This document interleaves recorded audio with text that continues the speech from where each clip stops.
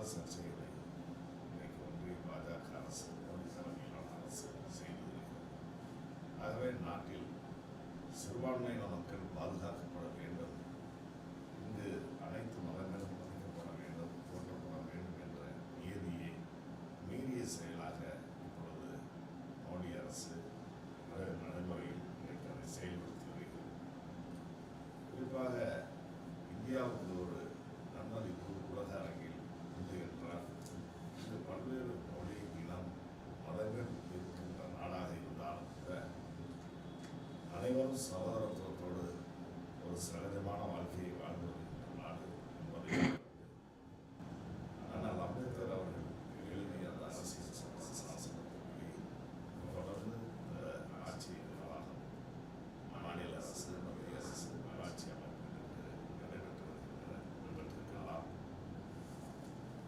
ஒரு பேராபத்தை ஏற்படுத்தக்கூடிய வகையில் கடந்த 11 ஆண்டுகளாக ஆட்சி இந்தியாவை ஆளுகிற பல்வேறு மாநிலங்களில் ஆட்சி வந்த மோடி அரசு இன்றைக்கு அத்தகைய நடவடிக்கைகளில் ஈடுபட்டிருக்கிறது. இந்திய நாட்டில் ஒரு மிகப்பெரிய அமைதிக்கு உலகத்தை ஏற்படுத்துவதாக இருக்கிறது.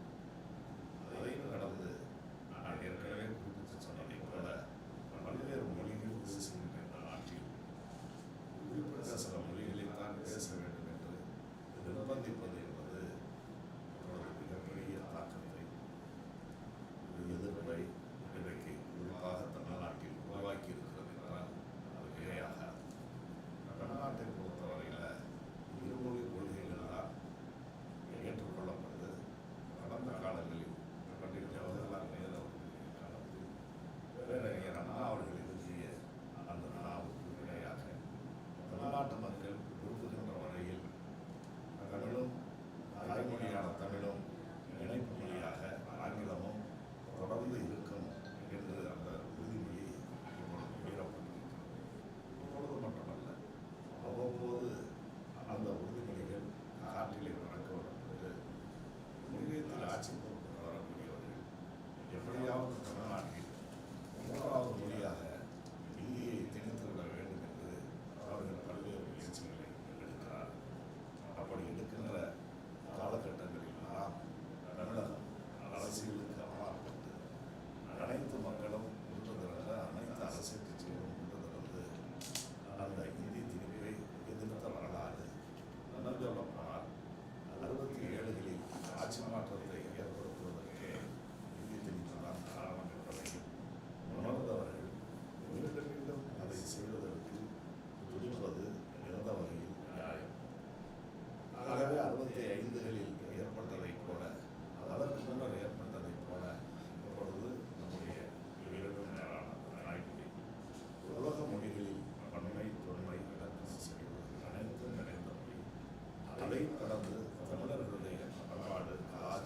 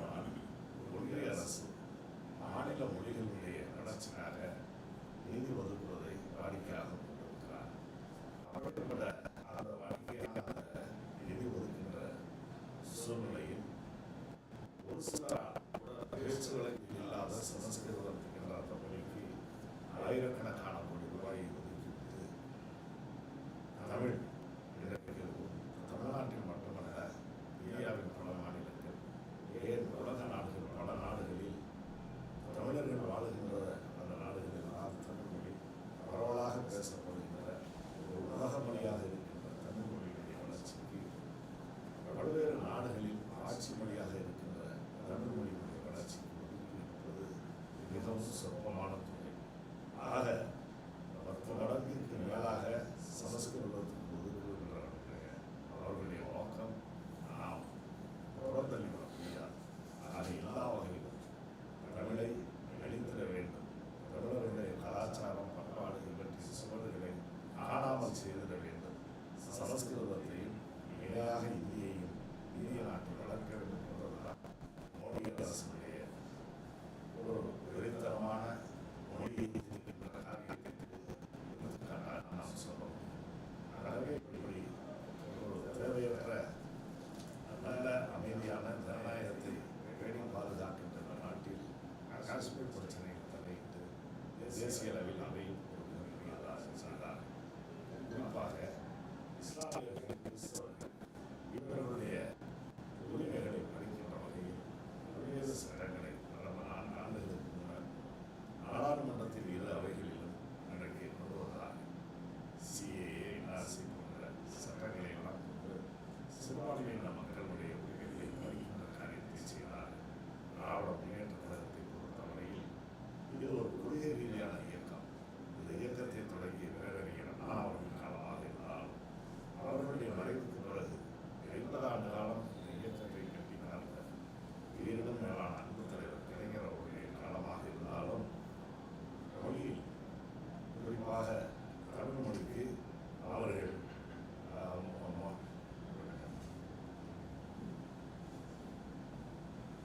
அவர்களுடைய அந்த காலகட்டங்களில் மொழிக்கு முன்னுரிமை தந்து வளர்க்கப்பட்டது. அதே போல இன்றைக்கு ஒரு கொள்கை ரீதியான இயக்கம் என்ற காரணத்தால் எல்லாம் தலைவர்கள் இயக்கத்தை தொடங்கிய அண்ணா அவர்களுடைய மறைவு, அவருடைய மறைவுக்கு பிறகு அண்ணா அவர்கள் பேரறிஞர் அண்ணா அவருடைய மறைவுக்கு கலைஞர் 50 ஆண்டு காலம் உள்ள காலகட்டத்திலும் அவர்கள் இருவரும் இன்றைக்கு நம்மிடத்திலே இல்லை என்றாலும் கூட அவர்கள் வகுத்து தந்த அந்த கொள்கைகள், நெறிமுறைகள், இந்த நோக்கத்துக்காக இந்த இயக்கத்தை அண்ணா தொடங்கி 50 ஆண்டு காலம் கட்டி காத்தார்களோ அந்த வழியில் இன்றும் பெறலாமல் தொடர்ந்து அந்த கொள்கைகளை நிலைநிறுத்துகின்ற ஒரு தலைவராக, இன்னும் அவர்களை விட வீரியமிக்க ஒரு தலைவராக மொழி மற்றும் கலாச்சார உணர்வுகளில் நம்முடைய மாண்புமிகு முதலமைச்சர் திராவிட முன்னேற்ற கழகத்துடைய தலைவர் தன்னுடைய செயல்களை வெளிப்படுத்தி வருகிறார் என்பதை எனக்கு நாம் உணர்ந்திருக்கிறோம். ஆகவே அமைதியான இந்த நாட்டில் அமைதி குலவை ஏற்படுத்துகின்றவர்கள் ஆட்சி பொறுப்பை இருப்பது என்ற வகையிலே நியாயம். குறிப்பாக தமிழகம் இன்றைக்கு எல்லா வகையிலும் புறக்கணிக்கப்பட்டு வருகிறது. புறக்கணிப்பு என்பதையும் கடந்து தமிழ்நாட்டை வஞ்சிக்கின்ற ஆட்சியாளர்கள் தான் இன்றைக்கு டெல்லி பட்டணத்தில் ஆட்சி கொடுத்து கொண்டிருக்கிறார். குறிப்பாக சமீபத்தில் பல்வேறு பிரச்சனைகள் ஏற்கனவே கடந்த அதிமுக ஆட்சி காலத்தில் நான் அண்ணா அவர்களுடைய காலத்தையும் அதே போல அன்பு தலைவர் கலைஞர் அவர்களுடைய ஆட்சி காலத்தில் சொன்னதை போல மாநில உரிமைகள் அவருடைய காலகட்டங்களில் வெகுவாக பாதிக்கப்பட்டது. எந்த உரிமைகளையும் மாநில அதிகாரத்தை விட்டுக் கொடுக்காத ஆட்சியை தான் அவர்கள் செய்தார்கள். ஏன் அரசியல் ரீதியாக மாறுபட்ட கருத்துடையவராக அம்மையார் ஜெயலலிதா இருந்தாலும் கூட அவருடைய மறைவு வரை பல்வேறு மாநில உரிமைகள் பாதுகாக்கப்பட்டது. ஒன்றிய அரசு இளைஞருக்கு தந்ததை போல பல நெருக்கடிகளை தந்தாலும் அம்மையார் ஜெயலலிதா அவர்கள் அதை சமரசம் செய்து கொள்ளாமல் மாநில உரிமைகளை காப்பாற்றினார். அவருடைய மறைவுக்கு பிறகு தமிழ்நாட்டில் 4 ஆண்டு காலம் எடப்பாடி பழனிசாமி தலைமையிலான ஒரு அரசு அவர் முதலமைச்சராக பொறுப்பேற்ற அந்த காலகட்டம் தொடர்ந்து 21 வரை நடைபெற்ற ஆட்சியில் பல்வேறு மாநில உரிமைகள் தமிழ்நாட்டிலிருந்து பறிக்கப்பட்டது என்ற வரலாறு இன்றைக்கும் தமிழ்நாட்டு மக்களால் மன்னிக்க முடியாத குற்றச்சாட்டாக இருந்து வருகிறது. ஆகவே ஆட்சி மாற்றம் அதன் காரணமாக தமிழ்நாட்டு மக்கள் அந்த ஆட்சியாளர்களை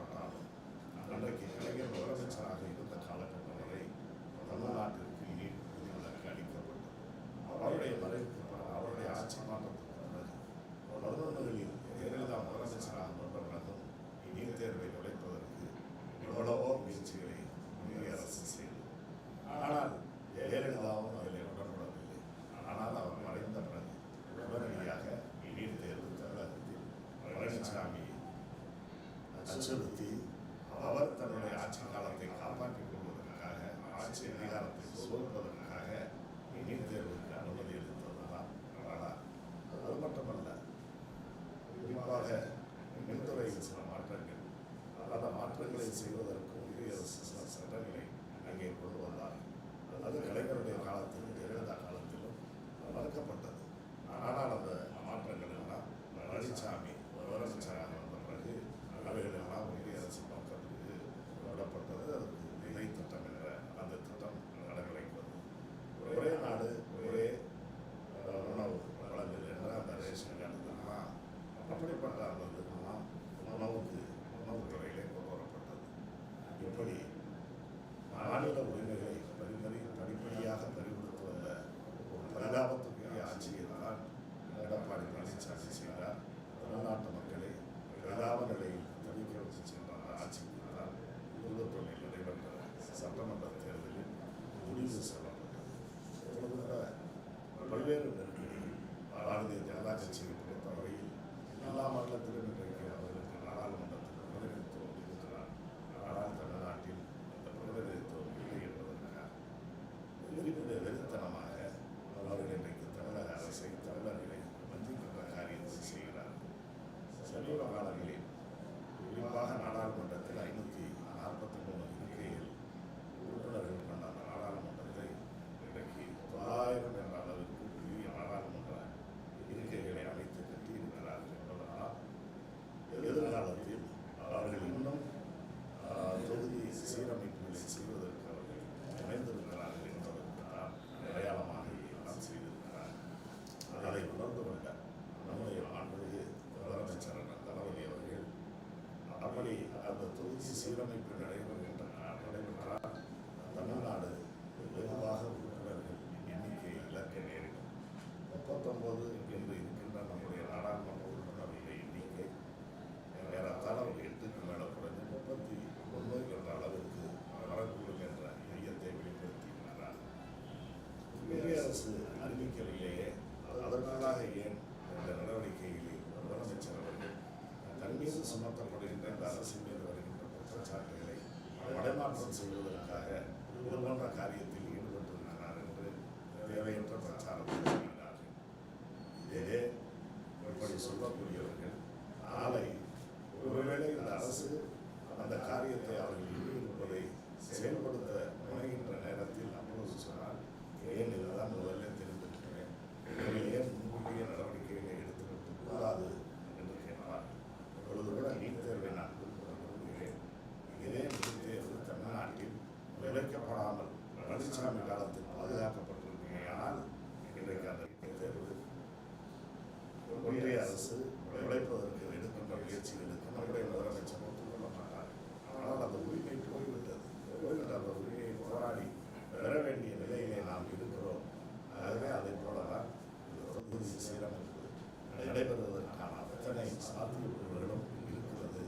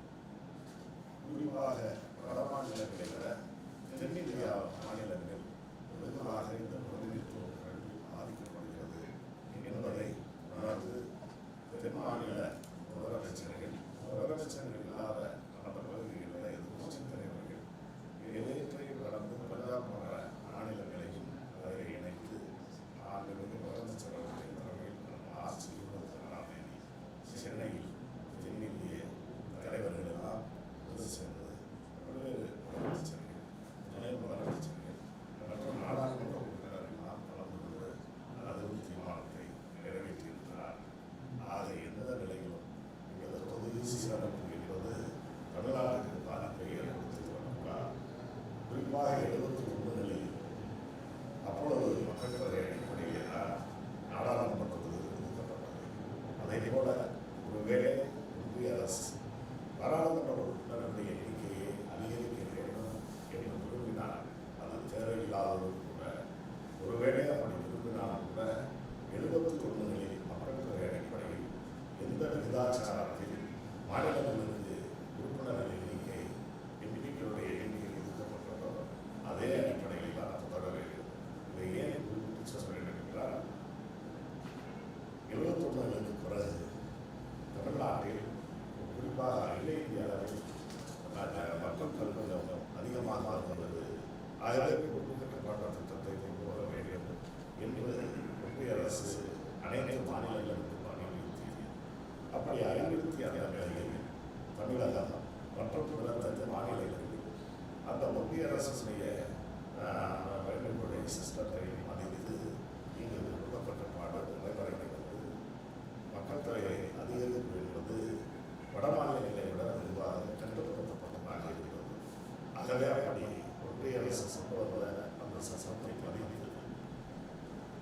மக்கள் தொகை பெருக்கப்படுவதற்காக குடும்ப கட்டுப்பாடு போன்ற வேறு திட்டங்களை நடைமுறைப்படுத்தி மக்களிடத்தில் விழிப்புணர்வு பிரச்சாரத்தை உருவாக்கி மக்கள் தொகை கட்டுப்படுத்தப்பட்டது.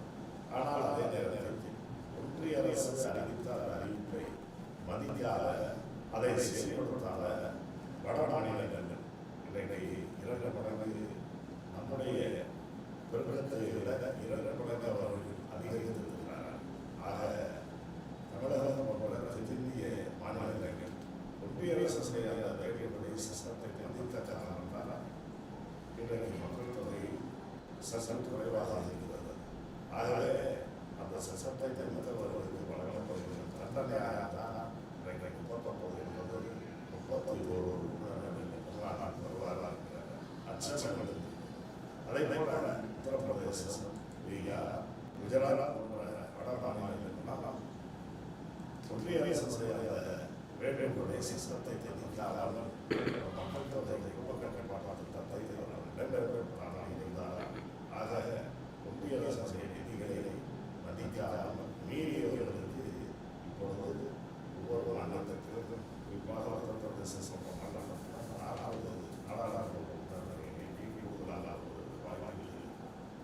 ஆக சட்டத்தை தடுத்தவர்களுக்கு தண்டனை வழங்குவதை கூட அவர்களுடைய உணர்வுகள் அதே நேரத்தில் அந்த சட்டத்தை தடுக்காமல் மக்கள் தொகையை பெருக்கிக் கொண்டே இருந்தவர்களுக்கு இந்த தேசத்திற்கு அவர்கள் கேடு அதை செய்தவர்களுக்கு சிம்மாசனம் என்பதை போல கூடுதல் தொகுதிகள் இருக்கிறது என்பவர்கள் ஆகிறாக இத்தகைய ஒரு வேறாக ஆபத்து. அப்படி எண்ணிக்கை கேட்கிறதுனா என்ன ஆபத்து என்று சில சம்பவங்கள் குறிப்பாக நாடாளுமன்றத்தில் நம்முடைய உறுப்பினர்களுடைய எண்ணிக்கை தமிழ்நாட்டில் எண்ணிக்கை அதிகமாக இருந்தால் நம்முடைய உறுப்பினர்கள் அந்த நாடாளுமன்றத்தில் ஓய்வு முடிக்கும் நம்முடைய தேர்தல் தேவையை என்பதையெல்லாம் உணராதவர்கள்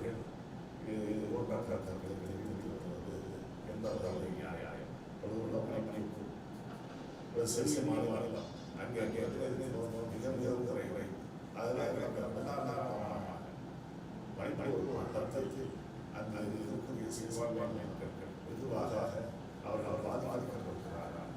பெண்களை சாலைகளில் வைத்து தற்கொலை குறிப்பு காரியாரை செய்து அவர்களை பொது வழிகளில் வைத்து துப்பாக்கியால் சுற்றுச்சூழல் காட்சி நடக்கிறார்கள். இதெல்லாம் சர்வாதிகார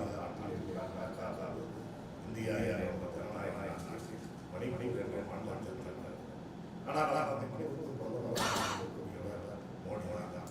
ஆனால் மோடி அமித்ஷா சாப்பிட்றவர்கள்லாம் தான் நாட்டுக்கு பார்க்க காரணம்னா பதினொன்று குறைவு காரணத்தால் ஒரு ஜனநாயக நாட்டில் சர்வாதிகார அத்தகைய உடல்களை நம்முடைய உடல்களை அப்படிப்பட்ட ஒரு உதராதாரத்திலான எதிர்காலம் தமிழகத்திற்கும் வருவதற்கான வாய்ப்பு என்பதை உணர்வதற்கான நம்முடைய முதலமைச்சர் முயற்சி செய்து இருக்கிறார். ஆனால் நம்முடைய திராவிட முன்னேற்ற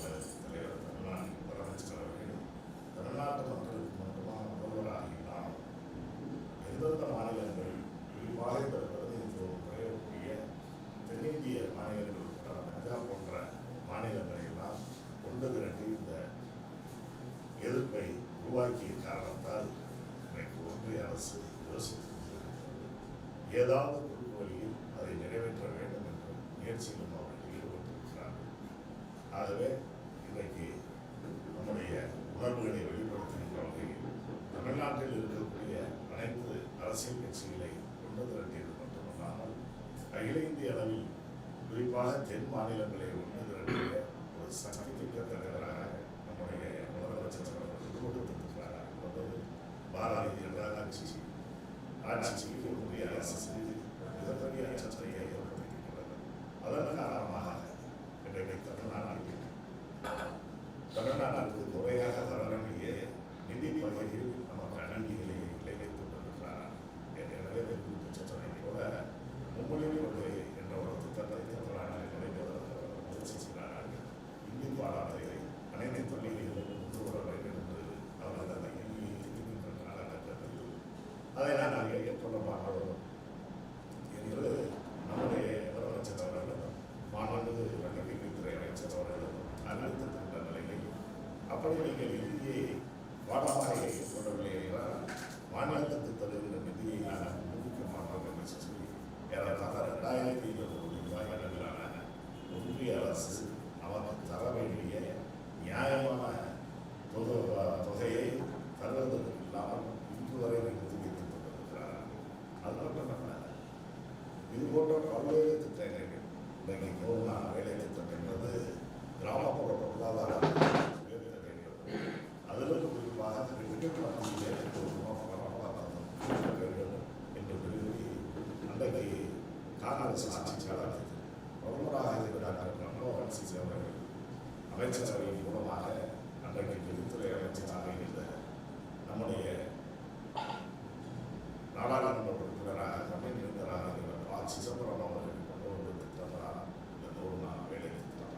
அந்த 100 நாள் வேலை திட்டம் எப்படி இருக்கும் என்பதை அகில இந்திய அளவில் நடைமுறைப்படுத்துவதற்கு 50 மாவட்டங்களை பரிசாரமாக அகில இந்திய அளவில் தேர்வு செய்கிறார். அதில் 50 ஒரு மாவட்டமாக இந்த சிவகங்கை மாவட்டத்தில் இந்த 100 நாள் வேலை திட்டம் முதலில் அறிமுகப்படுத்தப்பட்டது என்பது வரலாறு. ஆனால் ஆட்சி மாற்றத்திற்கு பிறகு 14க்கு பிறகு ஆனால் இந்த 100 நாள் வேலை திட்டத்தின் மூலமாக எந்த எண்ணத்தோடு அவர்கள் கொண்டு வந்தார்களோ அதை போல விவசாய காலங்கள் இல்லாத நேரத்தில் அந்த கிராமங்களில் இருக்கக்கூடியவர்களுக்கு வேலை வாய்ப்பு தருவதாகவும் கிராமப்புறங்களில் குறிப்பாக பெண்கள் மத்தியில் ஒரு பணம் புலர்ந்துகின்ற ஒரு திட்டமாக இருந்தது. ஆண்களை விட பெண்கள் தங்களுக்கு கிடைக்கக்கூடிய அந்த நிதிகளை பணத்தை பொருளாதாரத்தை விரைவு செய்ய மாட்டார்கள். அவர்கள் சேமித்து வைத்து நல்ல காரியங்களுக்கு பயனுள்ள காரியங்களுக்கு அதை பயன்படுத்துவதுதான் வாடிக்கை. அந்த நோக்கத்தோடு தான் அதை கொண்டு வந்தார்கள். படிப்படியாக ஒரு ஆண்டும் 14 காங்கிரஸ் ஆட்சி இருக்கின்ற காலங்களில் அதற்காக ஒதுக்கப்படுகின்ற மனித சக்திகளுடைய எண்ணிக்கையை அதற்காக ஒதுக்கப்படுகின்ற நிதியை அதிகரித்துக் கொண்டே வருகிறது. ஆனால் 14 தேதி பாரதிய ஜனதா கட்சி ஆட்சி வந்த பிறகு அந்த திட்டத்தின் மீது கை வைத்தார்கள். படிப்படியாக அதை குறைத்துக் கொண்டே வருகிறார்கள். மனித சக்தியை ஒதுக்குகின்ற தொகையை குறைத்துக் கொண்டு இன்றைக்கு தமிழ்நாட்டை பொறுத்தவரையில் 4 மாதங்களாக 100 நாள் வேலை திட்டம் என்பது வெயிலிலும் நனைந்து மழையில் வெயிலில் காய்ந்து மழையில் நனைந்து சிறியவர்கள் முதல் இளைஞர்கள் முதல் முதியோர்கள் வரை களத்தில் ஒன்றாக நாடப்பட்டு அவர்கள் உழைப்பிற்கு அந்த உழைப்பிற்கு ஊதியமான வழங்கப்படும் தொகையை 4 மாத காலமாக ஒன்றிய அரசு செலுத்தி வைத்திருக்கிறது. அந்த வகையில் 4,034 கோடி ரூபாய் தமிழ்நாட்டிற்கு வர வேண்டிய நிதியை அவர்கள் திட்டத்தில் வைத்திருக்கிறார்கள். அதில் மீட்டி தர வேண்டிய நிதியை தரவில்லை. 100 நாள் வேலை திட்டம் கிராமப்புற பொருளாதாரத்தை உயர்த்துவதற்காக அனுப்புவதை இன்றைக்கு கிராம பொருளாதாரத்தை அசைக்கின்ற காரியத்தில் செய்து ஏதோ அரசு தருகின்ற ஆசாசனம் உழைப்பவர்களுக்கான ஊதியத்தை அதில் குறிப்பாக செய்கிறது. 15 நாட்களுக்கு முடிந்த பிறகு அவர்களுக்கு ஊதியம் வழங்கப்பட்டது. இந்த ஊதியம் அனைவரும் நேரடியாக ஒரு தொழிலாளிகளுக்கு நேரடியாக அவர்களுடைய நிலையை வரவேற்க குறிப்பாக சொல்ல வேண்டாம். அந்த காலகட்டங்களில் தமிழ்நாட்டில் பல பண்டிகைகள் சில விசேஷங்களை எல்லாம் நடத்துவார்கள். இந்த காலகட்டங்களில் இந்த 3 நாள் வேலைகளை கொண்டாடக்கூடிய இந்த தொகைகளை தேர்தல் விழாவாக காரியங்கள் நான் செயல்படுவது அப்படிப்பட்ட காலகட்டத்தில் ரம்ஜான் பண்டிகை தமிழ்நாட்டில் இந்தியாவோடு உலகம் முழுவதும் இருக்கிறது. இவையெல்லாம் எதிர்பார்த்து எத்தனையோ குடும்பங்கள் இருக்கிறார்கள். அப்படிப்பட்ட எதிர்பார்ப்பு குடும்பங்களுக்கு எல்லாம் ஏமாற்றத்தை தந்திருக்கின்ற காலம் தான் இப்பொழுது மக்கள் எல்லாம் மாநில முதலமைச்சர் அவர்கள் அறிவிப்புக்கு நாங்கள் வீதிகளில் வந்து போராடக்கூடிய ஒரு சூழ்நிலை உருவாகியிருக்கிறது. நேற்றைய தினம் தமிழ்நாட்டில் முதலமைச்சர் அவருடைய விளையாட்டுடைய திராவிட முன்னேற்ற தலைவர்கள் ஆங்காங்க தூத்துக்குடிகின்ற வகையில் மாநிலத்தில் 1500 மேற்பட்ட இடங்களில் பொதுமக்கள் வீதிகளில் இருந்து போராடிய காட்சியை நீங்கள் கண்டிருக்கிறீர்கள். உழைப்பு ஊதியத்தை தேர்தலோட மறுக்கிற ஒரு ஒன்றிய அரசு சில வகையில் நியாயமாக செயல்படுவதை எண்ணி பார்ப்பார்கள். ஆகவே சிவகங்கை மாவட்டத்தை பொறுத்தவரையில் 25 இடங்களில் அது 9,000கணக்கானவர் கலந்து கொண்ட ஒரு எழுச்சியும் உணர்ச்சிமிக்க ஆரம்பத்தை ஒன்றிய அரசு மோடி அரசு எதிராக நடத்தியிருக்கிறார் என்பதை நான் அறிவுறுத்துகிறேன். குறிப்பாக இவையெல்லாம் ஏதோ ஒன்றிய அரசு தமிழ்நாட்டிற்கு தருகின்ற ஏதோ ஒரு பிரச்சனையை நினைத்துக் கொள்ள வேண்டாம். நாம் செலுத்தியிருக்கிறோம். இதுவரை 6.5 லட்சம் கோடி நாம் கொடுத்திருக்கிறோம். ஆனால் அவர்களை திருப்பி தருவது நீங்கள் பார்த்தீங்கன்னா 1 லட்சம் கோடி நாம் கொடுத்திருக்கிறாங்க. ஆக இந்திய நம்முடைய பணத்தை தமிழர்கள் தமிழ்நாட்டில் தொழில் புரிவோர் வருகின்ற அந்த வரி பணத்தை எல்லாம் தமிழ்நாட்டுக்கு 29 பைசா ரூபாய்க்கு 28 பைசா கொடுத்து எஞ்சியதை உத்தரப்பிரதேசம், மத்திய பிரதேசம், குஜராத், பீகார் போன்ற அந்த மாநிலங்களுக்கு வாரிகள் அளிக்கிறார்கள். நாம் கொடுக்கின்ற ரூபாய்க்கு 29 காசு. ஆனால் குஜராத் போன்ற மாநிலங்களுக்கு அவர்கள் ரூபாயை கொடுத்தால் 9 ரூபாய் கொடுக்கக்கூடிய காரியங்களை செய்து கொண்டிருக்கிறார்கள். எந்த வகையில் நியாயம்? ஏதோ தமிழ்நாட்டுக்கு பிச்சை சொல்வதை கூட அவர்கள் நினைத்துக் கொண்டிருக்கிறார்கள்.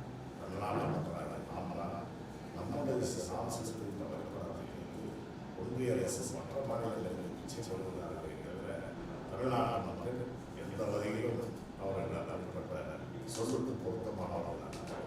நம்முடைய நாடாளுமன்ற உறுப்பினர்கள் நாடாளுமன்றத்தில் நம்முடைய உரிமைகளை இவற்றையெல்லாம் சுட்டிக்காட்டார்கள். இந்த உரிமைகளை நாடாளுமன்றத்தில் ஆதரிவதற்கு கூட அனுமதி தரக்கூடிய ஒரு அரசாக, அனுமதி மறுக்கின்ற ஒரு அரசாக மோடி அரசு செய்கிறது.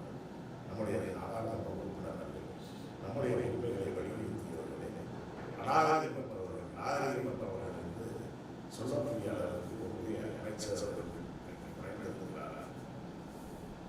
இன்னும் நம்முடைய தமிழ்நாட்டிலிருந்து சென்ற அம்மையார் உயர்த்தப்பட்ட நிர்மலா சீதாராமன் ஒரு வார்த்தையை என்ன சொல்லியிருக்கிறாங்கன்னா, இந்தி படிக்கிறவர்கள் அச்சே செய்வது கூட முடியாது.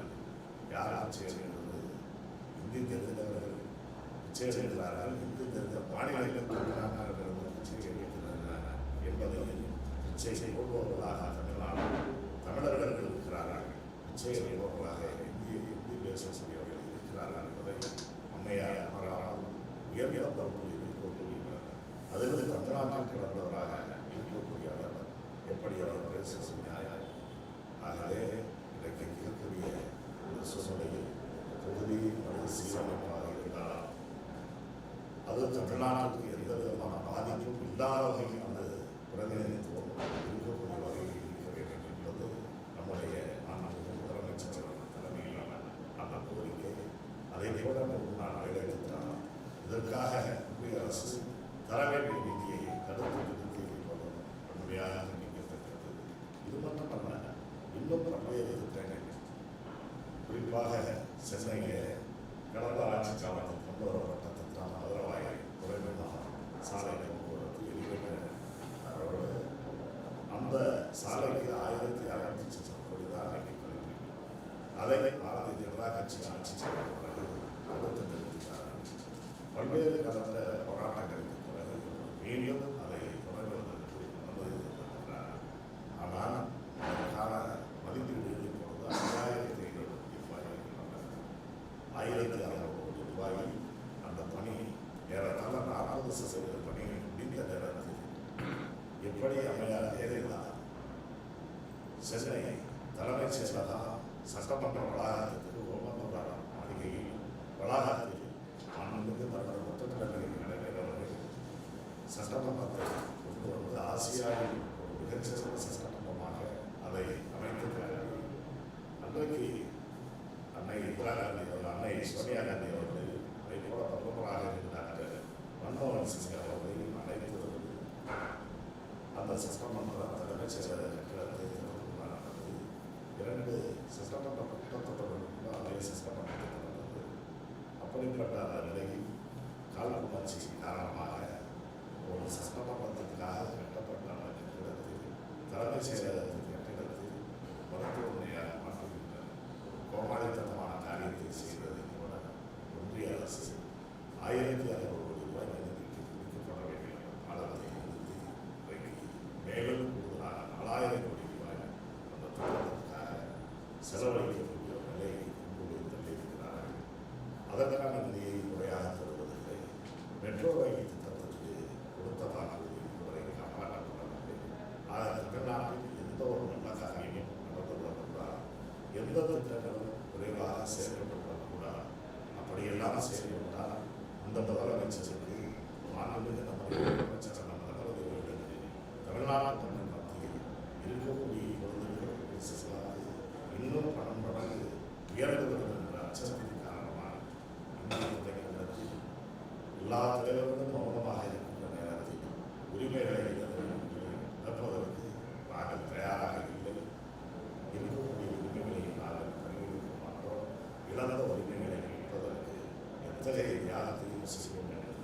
சூழலைத்து செயல்படுகின்ற நம்முடைய முதலமைச்சருடைய தமிழ்நாடு ஆயத்தமாக இருக்கிறார்கள், தயாராக இருக்கிறார்கள். அது இப்பொழுது மட்டுமல்ல, தொடர்ந்து நடைபெறக்கூடிய அதிமுக ஆட்சி காலத்தில் வரலாற்றில் இதுவரை எந்த கட்சி ஆளுங்கட்சியாக இருக்கிறதோ அந்த கட்சியினுடைய வேட்பாளர்கள் அந்த கட்சிக்கு தான் சாதகமான ஒரு தேர்தல் முடிவு உள்ளாட்சி அமைப்புள்ளோம். ஆனால் அதை முதலில் மாற்றி அமைத்தது கடந்த உள்ளாட்சி மன்ற தேர்தலில் நம்முடைய மாநில இன்றைய தமிழ்நாட்டின் முதலமைச்சர் அன்றைக்கு எதிர்கட்சி தலைவர் திராவிட முன்னேற்ற தலைவர் அவருடைய தலைமையிலான கூட்டணிக்கு 50க்கும் மேற்பட்ட சதவீத வெற்றியை தமிழ்நாட்டில் தந்தார். அது ஒரு பேரணி. அதைத் தொடர்ந்து 19 நடைபெற்ற நாடாளுமன்ற தேர்தல். அந்த நாடாளுமன்ற தேர்தலில் 39 ஒரு தொகுதி தவிர அனைத்தையும் தமிழ்நாட்டு மக்கள் அந்த தளபதி அவருடைய தலைமையிலான கூட்டணிக்கு தந்தார். 21 ஆட்சி மாற்றம் ஏற்பட்டது. அதைத் தொடர்ந்து நடைபெற்ற உள்ளாட்சி அமைப்புகளுக்கான தேர்தல், அதிலும் மகத்தான வெற்றி 95% என்ற வெற்றியை தமிழ்நாட்டு தலைவர்களுடைய தலைமையிலான கூட்டணித்தார். ஏன் இடைப்பட்ட காலத்தில் உள்ள சில இடைத்தேர்தல்கள் இன்னும் தங்களுக்கு செல்வாக்கு பகுதிகளில் சொல்லக்கூடிய ஈரோடு போன்ற இடைத்தேர்தல், அதே போல பல இடைத்தேர்தல்களிலும் தமிழ்நாட்டு மக்கள் மகத்தான வெற்றியை தந்து தொடர்ந்து வெற்றி நாயகனாக நம்முடைய கழகத்தில் தமிழ்நாட்டு முதலமைச்சர் அவர்கள் தமிழ்நாட்டு மக்கள் ஆதரவு தந்து கொண்டிருக்கிறார்கள் என்பதற்காக எடுத்துக்கார். இன்றைக்கு எதிர்கட்சி நாங்கள் தான் பிரதான எதிர்கட்சி என்று சொல்லிக் கொண்டிருக்கக்கூடிய பழனிசாமி பல தேர்தல்களை கூட கலந்து கொள்ளாமல் புறக்கணித்த அந்த காரியத்தை செய்தார்கள். ஆகவே இன்றைக்கு எதிர்கட்சி செய்ய வேண்டிய அந்த காரியத்தை விட செய்யாமல் இடையில சட்டமன்ற மன்றத்தோடு நடைபெற்றுக் கொண்டிருக்கிற காலகட்டத்தில் எதிர்கட்சி தலைவராக இருந்து சட்டமன்றத்தில் செய்ய வேண்டிய கடமைகளை ஏதோ ஒரு காரணத்துக்காக இன்னைக்கு பழனிசாமி செய்கிறார். வேலையில் முதலமைச்சர் சட்டமன்றத்தை அறிவித்தார். எதிர்கட்சியை பிரதான எதிர்கட்சியுடைய தலைவர் அவர்கள் இன்றைக்கு டெல்லிக்கு பயணம் சென்றிருக்கிறார். என்ற செய்தி அவர் சென்றார். யாரை சந்திக்க இருக்கிறார் என்ற செய்தியும் எனக்கு கிடைத்திருக்கிறது. ஆகவே அப்படி யாரை அவர் சந்திப்பதற்கு டெல்லி செல்கிறாரோ அப்படி சந்திக்கின்ற நேரத்தில் தமிழ்நாட்டில் இளைஞர்கள் நீதியிலான தொகுதி சீரமைப்பின் போது தமிழ்நாட்டினுடைய உறுப்பினர்கள் எண்ணிக்கையை குறைவதற்கு வாய்ப்பு இருக்கிறது. அதை நிறுத்த வேண்டும். நீட் போன்ற அந்த கோரிக்கையை நிறைவேற்றுவதற்கு செய்ய வேண்டும். அதனால் 100 நாள் வேலை திட்டத்திற்கு வழங்கப்பட வேண்டிய நிலுவைத் தொகையை 4 ஆண்டியாக நிரூபிக்க வேண்டும் என்று இந்த கோரிக்கைகளை தான் அவர்களுக்கு சொல்லி அதற்கு தீர்வு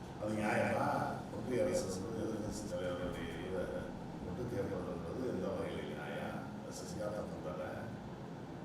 இந்த பட்ஜெட்டில் அந்த பட்ஜெட்டில் மக்களுக்கு என்ன சார் ஏழை எளிய மக்களுக்கு ஒரு திட்டமே இல்லைன்னு சொன்னாங்க சார். தமிழ்நாடு சட்டப்பேரவையில் தாக்கல் செய்யப்பட்ட உங்களுடைய தாக்கல் எப்படி சார்? என் பாராட்டு நல்லதுன்னா நான் பாராட்டு அரசு நல்ல அறிவிப்பதை இல்லாத நான் ஒரு இயக்கத்தை அரசியல் இயக்கத்தை நான் சார்ந்த இயக்கம் இன்றைக்கு ஆளுநர் மாண்புமிகு தமிழ்நாட்டின் முதலமைச்சர் அவர்களுடைய அமைச்சர் நானும் அமைச்சராக இருக்கிறேன். ஆக என்னுடைய பார்வையை கேட்டால் அதற்கு எல்லையும் கடந்து பொதுமக்கள் பாராட்டுகிற ஒரு நிலையிலேயே இன்றைக்கு தமிழ்நாடு முதலமைச்சர் அவர்களுடைய வழிகாட்டுதலின்படி மாண்புமிகு நிதியமைச்சர் நடுநிலையாளர் பாராட்டியிருக்கிறார். அதில் எங்களுடைய பாராட்டிய நடுநிலையாளர் பொதுமக்கள் பாராட்டு இந்த நிதிநிலைக்கு கிடைத்திருக்கிறது. ஆகவே இது நல்ல நிதிநிலை தான். தமிழக கட்சிகள் விஜய் வந்து 2026 கலந்தாங்க. இது வந்து தமிழக அரசு எந்த அளவுக்கு யாருக்கு பாதிக்கிறது? அதாவது யாருக்கு பாதிப்பு ஏற்படுறதுனா 26 தேர்தல் பொறுத்தவரை எங்களை பொறுத்தவரை தேர்தல் கடனுக்கு இந்த காலகட்டத்தில் நாங்கள் பாதிக்கிறதில்லை.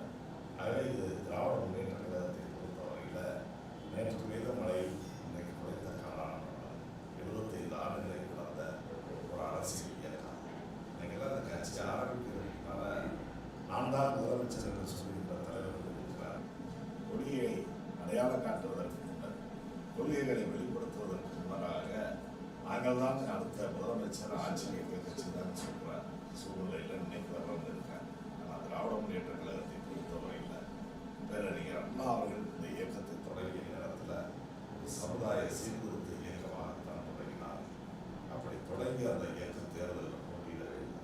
பிறகு ஒரு 8 ஆண்டுகள் கழித்து தான் தேர்தல் களத்திலே போட்டியிடலாம் என்று பெரும்பாலானோர் அண்ணாவின் தம்பிமார்கள் அப்பொழுது அண்ணாவிடம் கேட்ட நேரத்தில் அதையும் கூட ஒரு ஜனநாயக கட்சி என்ற அடிப்படையில் திருச்சியில் நடைபெற்ற மாநாட்டில் வாக்கெடுப்பு நடத்தி திராவிட முன்னேற்ற கழக தேர்தல் களத்திலே போட்டியிடுவதா வேண்டாமா, ஆதரிப்பவர்கள் எதிர்ப்பவர்கள் என்று விருப்பத்தை தெரிவித்து அதன் பிறகு பெரும்பாலான விருப்பத்தை நிறைவேற்றுகின்ற வகையில் திமுக தேர்தலில் போட்டியிட்டு அப்படி போட்டியிடுகின்ற நேரத்தில் சொன்ன கருத்து நான் விடப்பட்ட முன்னணி தலைவர்கள் சொன்ன கருத்து என்னன்னா, நம்முடைய பகுதியில் நம்முடைய மாநிலத்தில் ஏற்படக்கூடிய பிரச்சனைகளை மக்களுடைய தேவைகளை கேட்டறிந்து அந்த தேவைகளை ஆட்சியாளர்கள் எடுத்துச் சொல்லி அதை பெறுவதற்கு சட்டமன்றத்தில் நாடாளுமன்றத்தில் நம்முடைய உறுப்பினர்கள் செல்ல வேண்டும் என்று அப்படித்தான்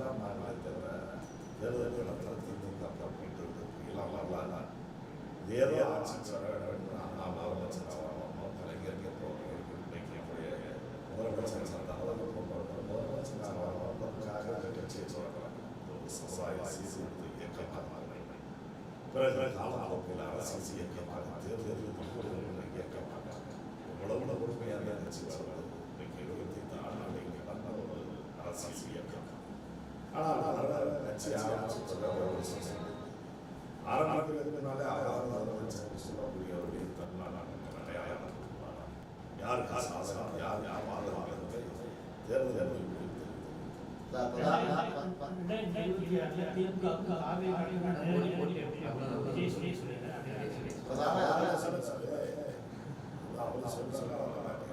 பிரதான எதிர்க்கட்சி அதிமுக திமுகவுக்கு தான் போடாமல் எப்படி சரி சரி